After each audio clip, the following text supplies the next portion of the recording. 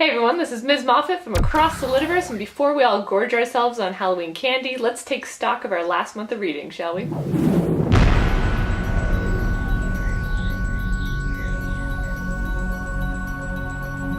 I'm always sad when October ends. It's by far my favorite month of the year, but I'm also really glad that I got through as much reading as I did. I somehow managed to have an abysmal start to my reading month, but luckily everything turned around by Dewey's 24-hour readathon on October 21st, so I'm glad everything was saved in the end. In October, I read 7 books, which totaled 1,903 pages. First up is fiction. I read The Gone Away World by Nick Harkaway. This book was on my 2017 TBR reading list, and my cousin and I picked it as our Thanksgiving dinner buddy read book. Just to preface what I'm about to say here, I read Harkaway's second book, Angel Maker, and I absolutely adored it. I loved the characters in Angel Maker, I loved the dialogue, and I loved that it was a coming of middle-age narrative. Had I not agreed to buddy read this book, I would have bailed on it at the 100-page mark. Don't get me wrong, the concept was fascinating. Bombs designed to make an enemy simply go away are bound to have nightmarish consequences that nobody could anticipate. But this book was a mess. Every character sounded the same. There were lots of big ideas, but none of them were explored in great depth. And the big reveal, or the pinnacle of the action, came about 300 pages too late. I gave this one 1 out of 5 stars, and we shall never discuss it again. Then I read Never Let Me Go by Kazuo Ishiguro, which was the October pick for my book club. So we picked this book by Ishiguro before he won the Nobel Prize for Literature, so it was a very timely discussion. Never Let Me Go opens with Kathy, a carer reminiscing about her youth at an English boarding school called Hailsham, and her complicated friendship with fellow students Ruth and Tommy, who have now recently completed their donations.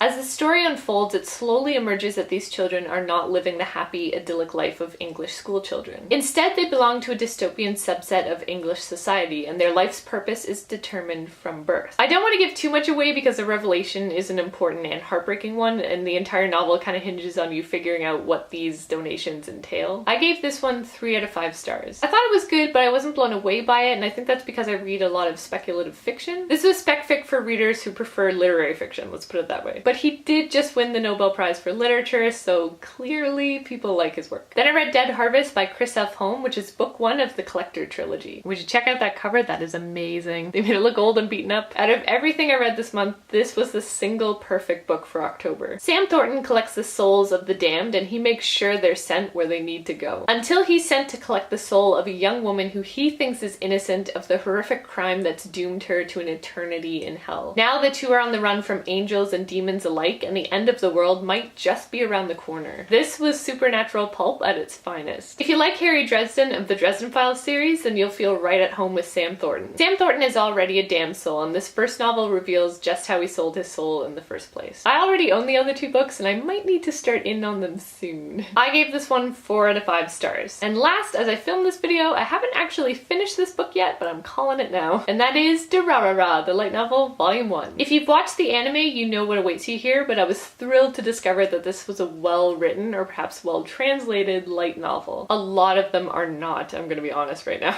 This book's as tense and dramatic and darkly humorous as the anime, and I would actually keep rolling with these light novels, which is great given I already own volume 2. I gave this one 4 to 5 stars. And thanks to Dewey's 24-hour readathon on October 21st, I knocked off a few comic collections this month as well. First, I read Uncle Scrooge, Only a Poor Old Man by Carl Barks. Nothing can beat the adventures of Uncle Scrooge, Donald Duck, and Huey, Dewey, and Louie as far as I'm concerned, and this book collects the best of the classic 1950s comics. I love Uncle Scrooge's ability to rally himself and the boys, and just how clever and resilient he is when it comes to protecting his fortunes. He's led a rich and varied life, and he earned his money through a combination of hard work and always being one step ahead of the rest. I gave this one 4 to 5 stars, and I would definitely revisit more of the classics thanks to this collection. Next, I read Skeleton Key Volume 1, Beyond the Threshold by Andy Watson. I really want to like this series, and not only because I own all the volumes. I talked about this series a little more in depth in my Dewey's 24-hour readathon vlog, and I'll leave a link to it below, but yeah. The artwork and the story are so different from what I was anticipating. I'm trying to accept the series for what it is, but I don't know. I know the series evolves a great deal over the next few volumes, so I'm just gonna have to see how it goes. But how could I not like a series about a key that opens doors to different dimensions? Like, how? I gave this one 3 out of 5 stars, alas. Last, I read Trees Volume 1, In Shadow by Warren Ellis. 10 years ago, intelligent life landed on Earth. Except they didn't see us as intelligent, or alive. We call them trees for the way they silently tower over our cities, neither moving nor communicating with us. But why are they here? And how have we started acting like the trees have always been here? Ellis explores the various ways people interact with these alien beings, and he tussles with the existential crisis we're all wondering about. Do we matter to the universe? This is a tall order, I know, but this is Ellis, and you know you're in good hands. I gave this one 4 to 5 stars, and I'd be down with checking out volume 2 as well. Alright, and that's a wrap on October. Ugh, it makes me sad every year to see this month end. I mean, getting to celebrate Halloween at the end is always a perk, but October is a great season, especially when it comes to books. So what books did you check out in October? Did you participate in Dewey's readathon too? Feel free to tell me about it in the comments below. If you like this video, make sure to give it a thumbs up to support this channel. As always, thank you for watching, and make sure to subscribe for more videos from across the Literverse.